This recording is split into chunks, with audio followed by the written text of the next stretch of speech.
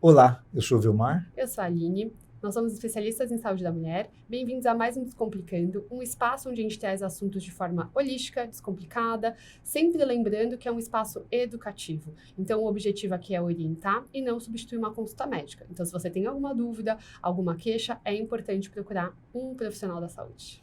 E hoje nós temos um episódio muito especial, que é o episódio Contando a Minha História. Isso mesmo. E no Contando a Minha História, a gente tem a honra de receber a Bruna. E Bruna, fala um pouco de você para nós, conta a sua história para nós.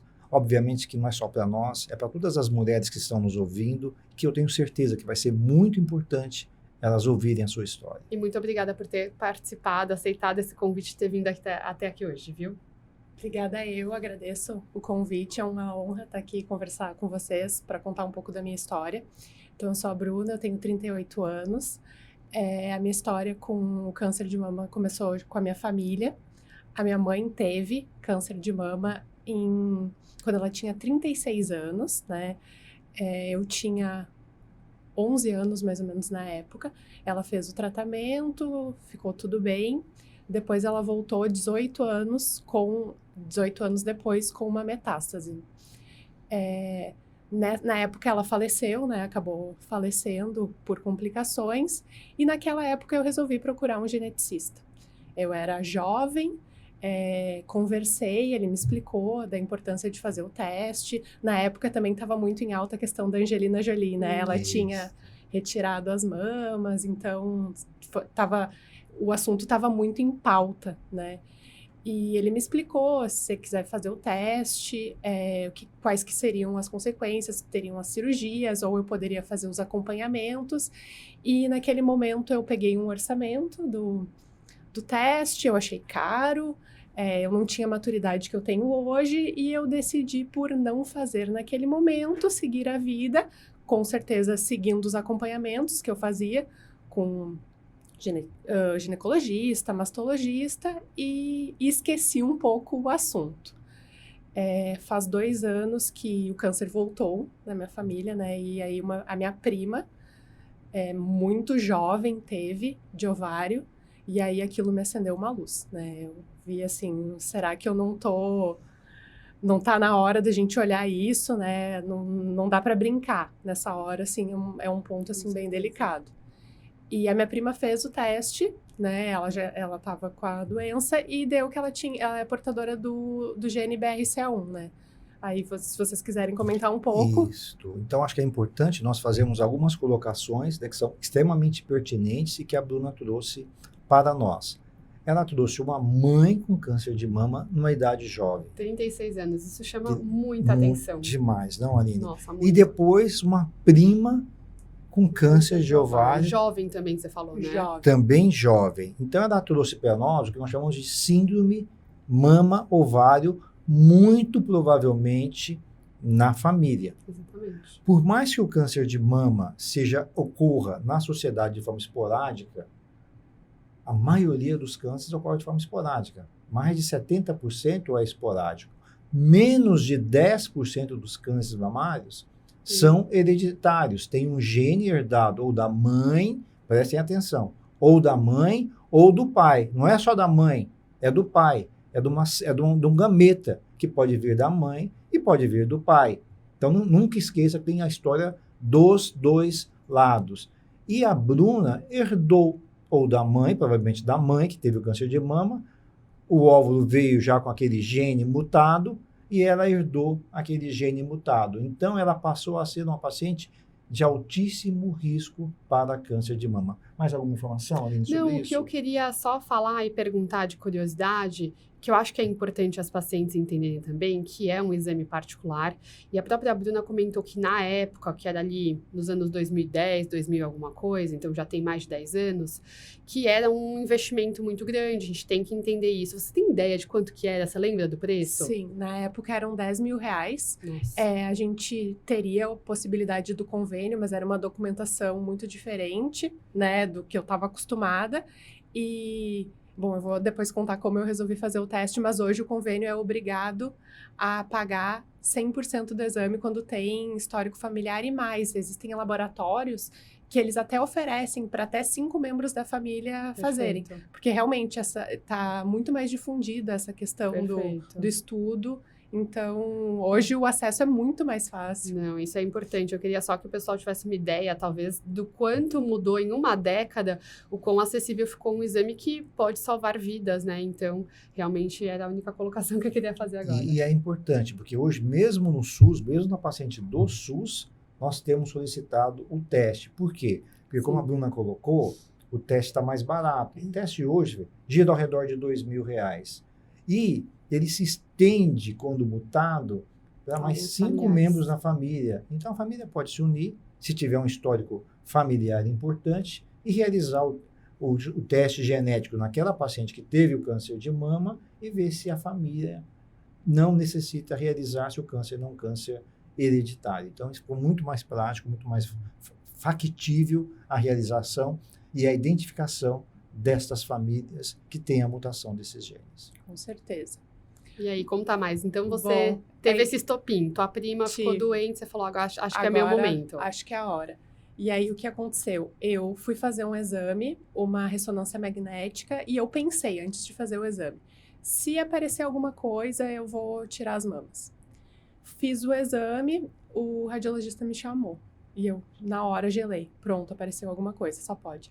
E aí ele veio, num caráter super informativo, perguntar: nossa, uma moça tão jovem, por que fazer exame tão seguido? Peguei aqui o histórico, faz a cada 6 meses. E aí eu contei pra ele e ele falou: o que você tá esperando pra fazer o teste?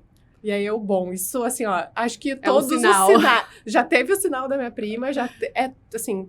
É isso. Empurrão final. Total. Foi ele. Pá, vai, agora era o que precisava. Tá aqui, ó, senta que eu vou colher. E então eu procurei uma geneticista, conversei, né? Ela me explicou todas as questões lá que eu já tinha visto há muitos anos atrás, mas agora estava muito mais moderno. Ela comentou: a gente vai fazer um mapeamento específico para o BRCA1, que já é essa questão, então vai ser muito mais rápido o resultado, vai ser muito mais simples. Tendo o resultado, quais são as opções, né? Porque a gente sempre tem opções, né? Ou você continua fazendo os exames como você vem fazendo aí ao longo dos últimos 12, 13 anos, ou você opta por uma cirurgia, né? Fica a seu critério, obviamente eles trazem muitas estatísticas, né? E as estatísticas são tão altas que a gente sente muita segurança de fazer a cirurgia. E eu, bom, vamos fazer o exame. Fiz o exame, ele demora, acho que são 20 dias, não lembro, 20 ou 30 dias, não lembro até se não são úteis. Fiz. Quando eu fui pegar o resultado, eu pensei, olha, eu acho que eu tenho, né? Por esse histórico, eu acredito que eu tenho. E aí, realmente, veio positivo, né? Não foi tão surpresa, né? E aí eu pensei, como eu já estava com essa questão de fazer a cirurgia, vou procurar especialistas que façam a cirurgia.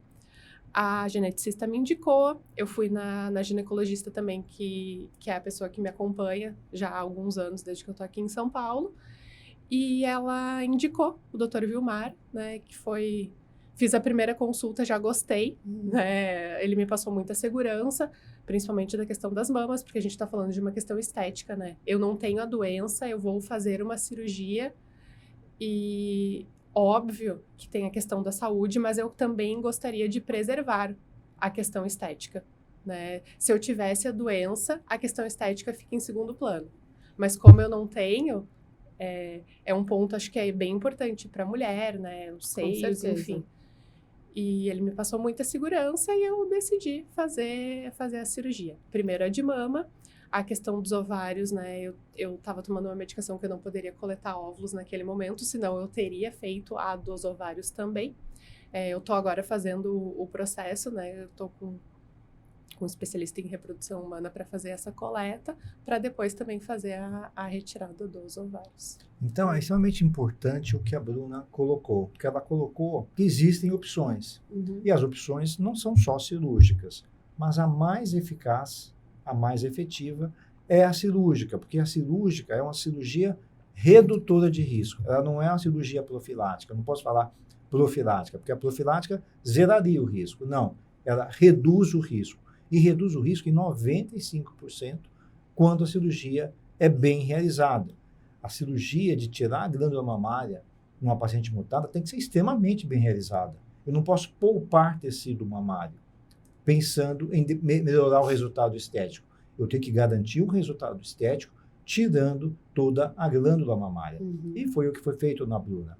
As outras medidas são medidas que nós vamos tentar fazer um diagnóstico precoce do câncer de mama, então fazer um rastreio com mamografia e ressonância, né, seriada, a cada 6 meses faz uma mamografia, depois de 6 meses uma ressonância. E, obviamente, que nós vamos pedir, né, Aline, para que ela mude estilo de vida. Com certeza. A gente já fez aqui nossa aula de câncer de mama e a gente mostrou o impacto que o estilo de vida tem para a fisiopatogenia aí do câncer de mama, para ele aparecer, não só aparecer, mas como ele crescer.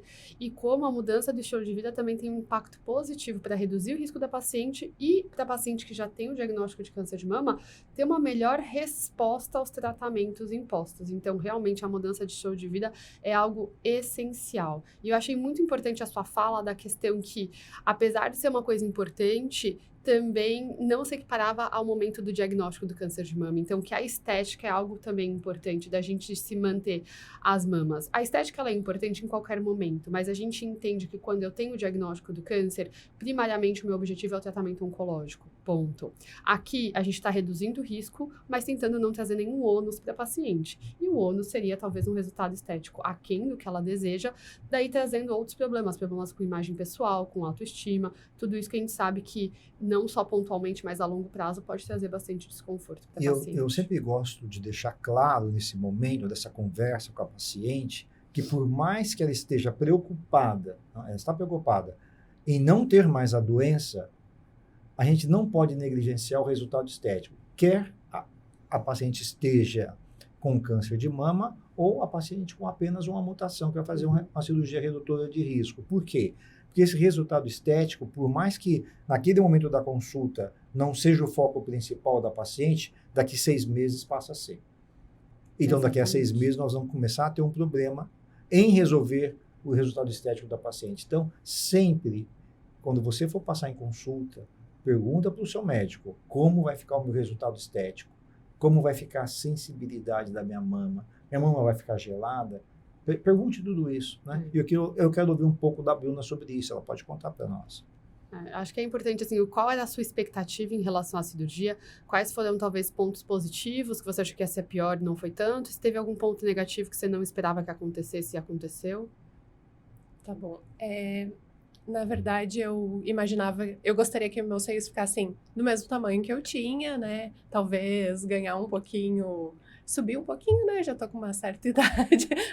As mulheres perdem algumas coisinhas, mas a expectativa era manter também. Eu não cheguei a perguntar muito de sensibilidade, mas aí o Dr. Vilmar comentou que talvez pudesse ter um pouco de perda.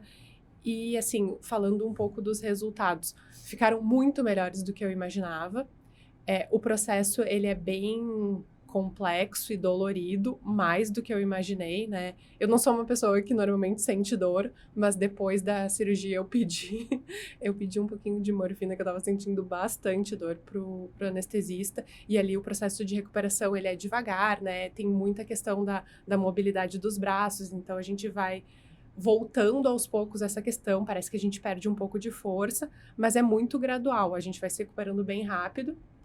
No primeiro momento parece que ficou muito estranho, não era bem isso, dá aquele certo desconforto, mas com o passar do tempo a evolução é ótima. Então, assim, hoje já faz 4 meses? Sim, pelo menos 4 meses. Da minha cirurgia, e eu posso dizer que ficou muito melhor do que eu imaginava, assim, o resultado ficou ótimo, não tenho nada do que reclamar, não perdi nada de sensibilidade, sabe? Meu seio tá até mais bonito do que era, né? Tive um plus, e acho que é isso. Legal, interessante. E eu queria também que você comentasse, acho que da gente, como o Vilmar já explicou, é uma síndrome que aumenta o risco para câncer de mama e ovário. Então, eu não tenho que só pensar na mama, eu tenho que pensar no ovário. E para a mulher, o ovário tem um outro significado, porque ele é a origem dos nossos gametas para a gente poder gestar, para ter filho. Então, assim, se eu tiro meus ovários, consequentemente, eu não vou conseguir engravidar. Se eu já não tenho filho, né? Se eu ainda não tive, assim, a gestação e eu tenho desejo, eu tenho que me programar. Então, achei muito interessante a sua fala em relação a você procurar um especialista em fertilidade, fazer realmente o congelamento para depois fazer a segunda etapa dessas cirurgias redutoras de risco, que seria a retirada dos ovários. Se você puder comentar um pouquinho para a gente sobre isso? Sim, além de tudo isso, para a mulher tem a questão da entrada na menopausa, né? Exatamente. Que dá um susto, assim. Eu ainda não tenho 40 anos, então provavelmente eu teria algum longo tempo ainda com a produção dos hormônios. A questão da gestação, acho que ela é mais tranquila. Eu vou fazer essa questão do congelamento, porque eu ainda não sei a questão de ter filhos, mas ele deixa ali guardadinho, se quiser. É uma segurança, né? Exato. Se eu quero usar, ele tá lá. Exato. E se eu não quiser, tudo bem. Mas acho que o risco de você depois tirar os ovários e falar, putz, eu acho que eu deveria ter feito, né? Se você não tem certeza absoluta de que você não quer ter filho, acho que vale a pena essa segurança, realmente. Exato. E o útero continua lá, O né? útero Para fazer o útero não tem problema a gestação, então, tranquilo. É mais uma questão de fazer o processo. Se eu tivesse, na verdade, me programado e feito a coleta, talvez eu tivesse feito a cirurgia dos dois juntos, né? Que é uma possibilidade. Eu esqueci de comentar, mas eu tenho irmã também na família. E depois que eu fiz o teste, ela ficou um pouco receosa. Será que eu faço? Será que eu não faço? Enfim, e ela acabou fazendo. E ela não é portadora. Ela não tem o BRCA1. Ou seja, foi bom ela ter feito também para Com ter essa certeza, informação do que ficar com a dúvida durante a vida dela ou ficar fazendo um rastreio que talvez para ela não seja indicado, né? Exato. E isso é importante, que mostra que a herança não vem do pai e da mãe, Uhum. e ela não herdou da mãe o gene mutado. Uhum. Não? Herdou apenas o gene do pai normal e um alelo da mãe também normal. Então, com isso, ela passou a ter o BRCA, um gene normal. Exatamente. Teve sorte nesse sentido. Exato. Algo que é importante, que a Bruna citou, é a entrada na menopausa com a retirada dos ovários. Uhum. Mas, como ela já retirou a mama, e se ela não tem doença na mama, ela pode fazer terapia de reposição hormonal. Então, a gente vai poder prescrever para a Bruna terapia de reposição hormonal quando ela tirar os ovários. Então, quando você faz a cirurgia no momento oportuno, você tem esse benefício.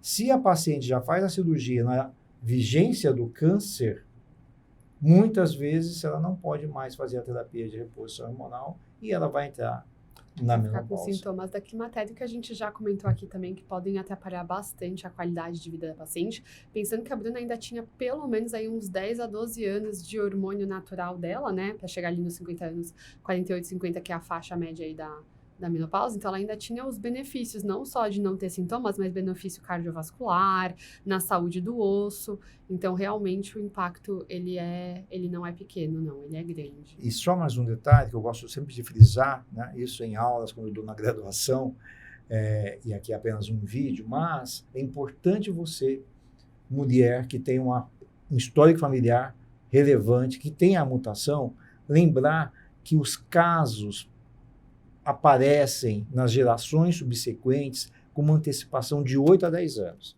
Então, eu sempre cito, se tua bisavó teve câncer de mama aos 60, a tua avó teve aos 50, a tua mãe teve aos 40, você vai ter aos 30.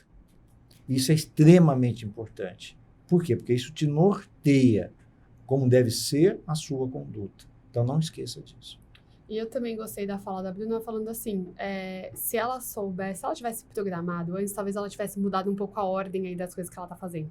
Por isso que é importante, a partir do momento que talvez você tenha a indicação de fazer o teste, se tiver condições e você tiver também a parte emocional pronta, porque eu acho que também é muito difícil você se vir frente a uma questão tão importante que vai ser determinada por um exame, faz o exame e se planeja, né? Ganhe tempo, faça as coisas com calma, planeje o procedimento da mama, planeje um possível congelamento de óvulos, planeje tudo para você poder fazer com calma e talvez lá na frente não ter que se atropelar, fazer tudo de última hora e perder alguma oportunidade aí que você pudesse ter antes. E eu acho que é importante, assim, o que eu te perguntaria agora, Bruna?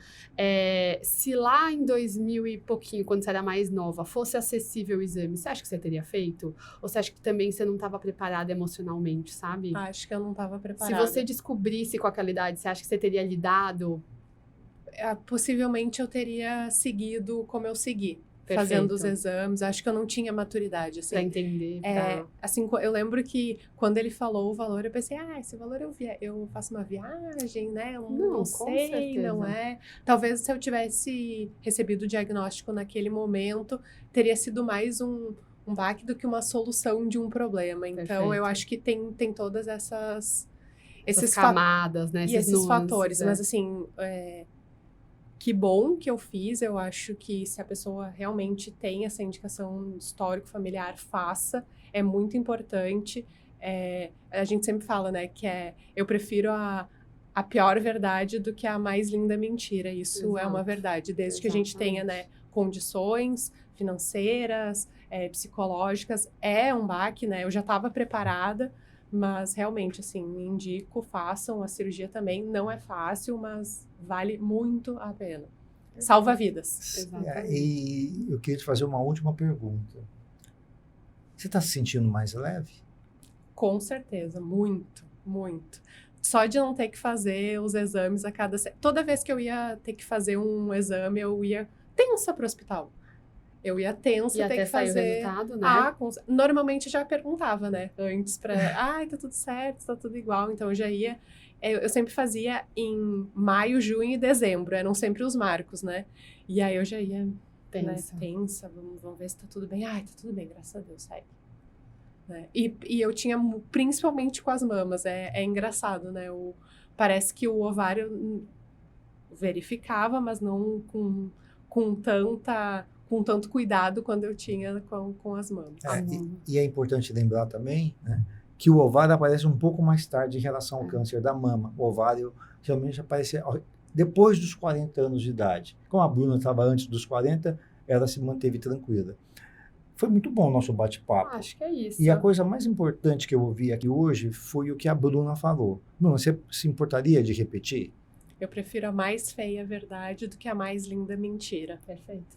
Ótimo, Bruna. Muito bem. Parabéns pela conduta que você tomou. Exatamente. Né? Você agregou na sua vida qualidade de vida. E qualidade de vida é saúde. Você agregou saúde à tua vida. Parabéns. E eu tenho certeza que alguém vai assistir esse vídeo e está passando por algo semelhante, ou vai se identificar, ou esse vídeo vai ser encaminhado para alguém que realmente vai trazer, acho que, força, talvez defina condutas, a pessoa realmente fale, não, agora eu acho que é a minha vez de ir lá investigar. E eu acho que chegou o momento, então tenho certeza que vai ajudar muito. Muito obrigada, viu? Por você ter vindo, por ter aceitado, por ter compartilhado sua história também, ter se aberto aqui com a gente, que a gente sabe que não é fácil, a gente agradece bastante. Eu que agradeço, foi um prazer.